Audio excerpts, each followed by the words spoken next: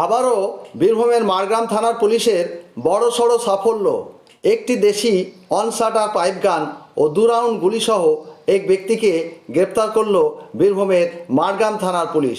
মঙ্গলবার রাতে মারগ্রাম থানার পুলিশ টহল দেওয়ার সময় সূত্র মারফত খবর পায় যে একজন ব্যক্তি কোনো অপরাধমূলক কাজের উদ্দেশ্যে রামপুরহাট দনিগ্রাম পিচ রোডের ভাবকি মোড়ের কাছে সন্দেহজনকভাবে ঘোরাফেরা করছে।